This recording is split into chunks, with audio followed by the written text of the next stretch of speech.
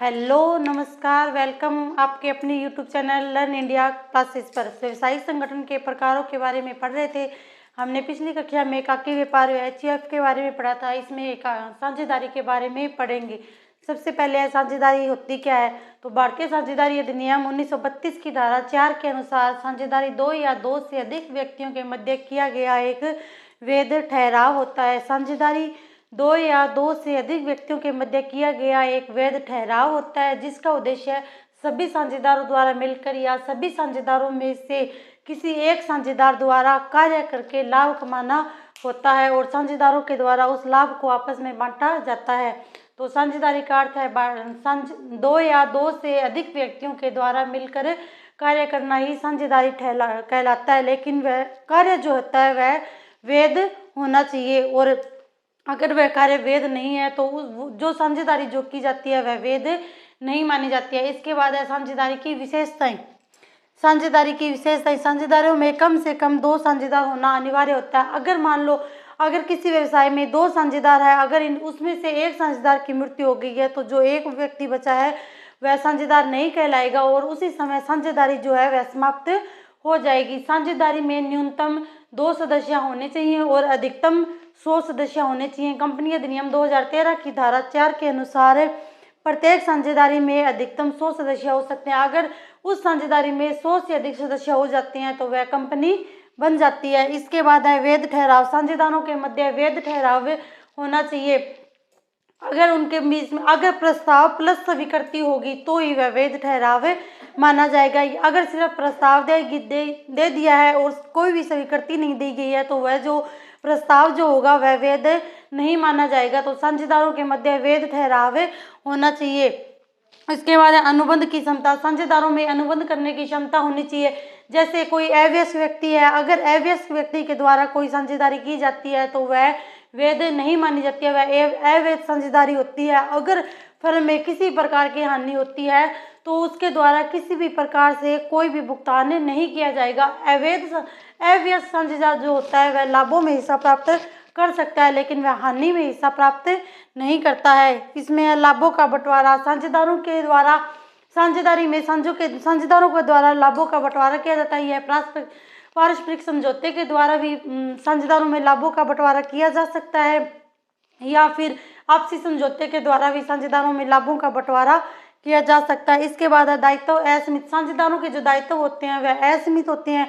अगर मान लो किसी फर्म को अगर कोई नुकसान होता है तो अगर उस फर्म में इतनी संपत्ति नहीं है तो साझेदार जो है वह अपने व्यक्तिगत रूप से जो संपत्ति होती है उससे उसकी भरपाई कर सकते हैं। किसी भी फर्म में सभी साझेदारों का दायित्व सीमित नहीं होता है। अगर किसी साझेदार का दायित्व सीमित है तो एक साझेदार को छोड़कर अन्य सभी साझेदारों का दायित्व सीमित हो जाता है। इसके बाद है साझेदारी के अधिकार संचालन।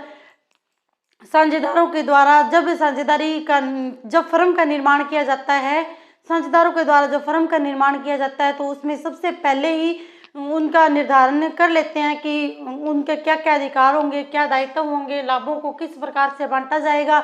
तो इसके लिए एक संलेख तैयार कर लिया जाता है। लेकिन जब साझेदारों का द्वारा संलेख तैयार नहीं किया जाता है तो भी साझेदारों को कंपनी अधिनियम के आधार पर कुछ अधिकार दिए गए हैं। अगर चाहे साझेदारी संलेख तैयार हो या ना हो, साझेदारों को ये अधिकार हमेशा ही होते हैं। वो है संचालन में भाग लेने का अधिकार।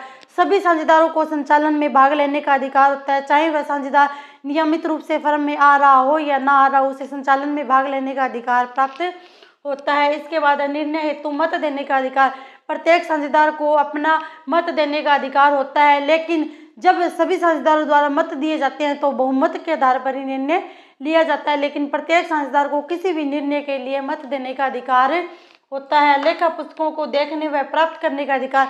प्रत्येक साझेदार को फर्म की लेखा पुस्तकों को देखने और उन्हें प्राप्त करने का अधिकार होता है कि फर्म में कितना लाभ हुआ है, कितना हानि हुई है और किस प्रकार से कार्य किया जा रहा है। इसके बाद है ऋण पर ब्याज। प्रत्येक साझेदार द्वारा फर्म को दिए गए ऋण पर 6% ब्याज प्राप्त करने का अधिकार होता है। प्रत्येक साझेदार द्वारा फर्म को दिए गए ऋण पर 6% ब्याज प्राप्त करने का अधिकार होता है। लाभों में हिस्सा प्राप्त करने का अधिकार प्रत्येक साझेदार को फर्म में हुए लाभों में अपना हिस्सा प्राप्त करने का अधिकार होता है और उस हिस्से का निर्धारण जो है वह उन साझेदारों द्वारा साझेदारी संलेख बनाकर किया जाता है। अगर साझेदारों द्वारा साझेदारी संलेख नहीं बनाया जाता है तो सभी साझेदारों में लाभों का बंटवारा बराबर किया जाता है। इसके बाद है साझेदारी संलेख। साझेदारी संलेख क्या होता है? जब साझेदारों द्वारा फर्म में लाभों का बंटवारा कैसे किया जाएगा, ऋण पर ब्याज क्या होगा, ऋण पर ब्याज क्या नहीं दिया जाएगा, आहरण पर क्या ब्याज होगा, उन सभी का निर्धारित करने के लिए जो प्रारूप तैयार किया जाता है उसे साझेदारी संलेख कहते हैं। साझेदारों द्वारा फर्म में अपने लाभों का बंटवारा करने के लिए, पूंजी का निर्धारण करने के लिए, पूंजी पर लाभ, पूंजी पर ब्याज, आहरण पर ब्याज आदि का निर्धारण करने के लिए जो संलेख तैयार किया जाता है उसे साझेदारी संलेख कहा जाता है। साझेदारी संलेख जो होता है वह लिखित भी होता है और मौखिक भी होता है और साझेदारी जो है उसका रजिस्ट्रेशन करवाना अनिवार्य नहीं होता है। लेकिन साझेदारी संलेख पर ये अगर साझेदारों ने निर्धारित कर लिया कि ये लाभ होंगे, ये हानि होगी, इस प्रकार से बांटेंगे तो ठीक है। लेकिन अगर साझेदारों द्वारा साझेदारी संलेख नहीं बनाया जाता है तो उसमें लाभों का बंटवारा किस प्रकार से किया जाएगा? तो साझेदारी संलेख के अभाव में, साझेदारी संलेख के अभाव में, साझेदारी संलेख का अभाव, साझेदारी संलेख के अभाव में साझेदारों को पूंजी पर ब्याज नहीं दिया जाएगा। साझेदारों को पूंजी पर ब्याज नहीं दिया जाएगा। पूंजी पर ब्याज, साझेदारों को पूंजी पर ब्याज नहीं दिया जाएगा। साझेदारों से आहरण पर ब्याज नहीं लिया जाएगा। आहरण पर ब्याज, आहरण पर ब्याज, आहरण पर ब्याज नहीं लिया जाएगा। पूंजी पर ब्याज नहीं दिया जाएगा। साझेदारों को उनके ऋण पर 6% ब्याज दिया जाएगा। ऋण पर 6% ब्याज। साझेदारों को कोई भी पारिश्रमिक नहीं दिया जाएगा। किसी फर्म में मान लो 4 साझेदार है, अगर उनमें से सिर्फ एक ही साझेदार कार्य कर रहा है तो उसे भी पारिश्रमिक नहीं दिया जाएगा। तो साझेदारों को पारिश्रमिक नहीं दिया जाएगा। पारिश्रमिक नहीं दिया जाएगा। पूंजी पर ब्याज नहीं दिया जाएगा। आहरण पर ब्याज नहीं लिया जाएगा। ऋण पर 6% की दर से ब्याज दिया जाएगा। पारिश्रमिक नहीं दिया जाएगा। लाभों को बराबर बांटा जाएगा। लाभों को बराबर बांटा जाएगा। लाभों को बराबर बांटा जाएगा। तो साझेदारी संलेख के अभाव में साझेदारों को पूंजी पर ब्याज नहीं दिया जाएगा। अगर पूंजी पर ब्याज नहीं देंगे तो आहरण पर ब्याज भी नहीं लिया जाएगा। लेकिन अगर साझेदारों ने फर्म को कोई लोन दे रखा है तो उस लोन पर 6% ब्याज प्राप्त करने का अधिकार होगा और किसी भी साझेदारों को कोई भी पारिश्रमिक नहीं दिया जाएगा। लाभों को साझेदारों के द्वारा लाभों को बराबर बांटा जाएगा। इसके बाद है साझेदारी के प्रकार। साझेदारी के क्या क्या प्रकार होते हैं? तो साझेदारी के मुख्यतः 4 प्रकार होते हैं: वैधता के आधार पर, दायित्व के आधार पर, साझेदारों के प्रकार, साझेदारों के प्रकार। सबसे पहले है वैधता के आधार पर। वैधता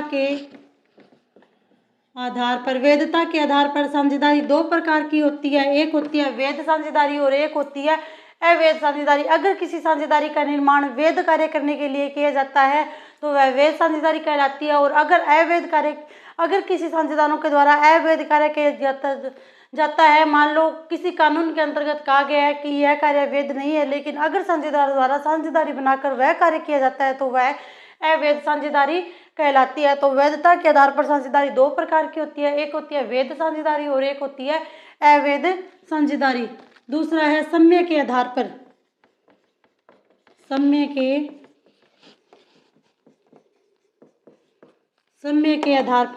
सम्य के आधार पर भी साझेदारी 2 प्रकार की होती है। एक होती है निश्चित काल के लिए, एक होती है अनिश्चित काल के लिए, यानी कि अगर साझेदार ऐसे सोच लेते हैं कि हम 5 वर्षों के लिए यह साझेदारी करेंगे और 5 वर्ष समाप्त होने पर ही अगर वह साझेदारी समाप्त हो जाती है तो वह साझेदारी एक निश्चित साझेदारी कहलाती है, निश्चित समय की साझेदारी कहलाती है।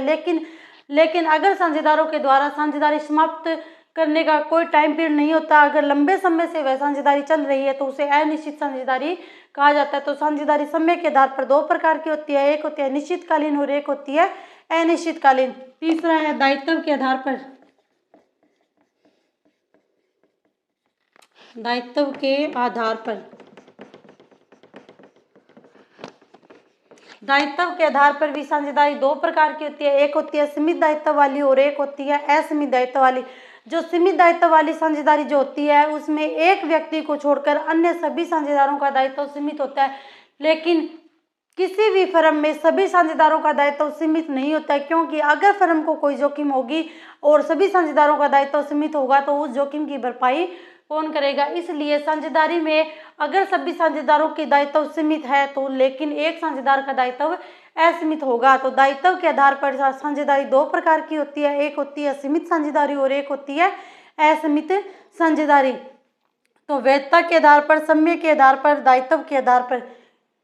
इसी के साथ हमारा आज साझेदारी का टॉपिक यहीं पे समाप्त होता है। हम अपनी अगली कक्षा में कंपनी के बारे में बात करेंगे। Okay, thanks, like, share, subscribe. जय हिंद, जय भारत।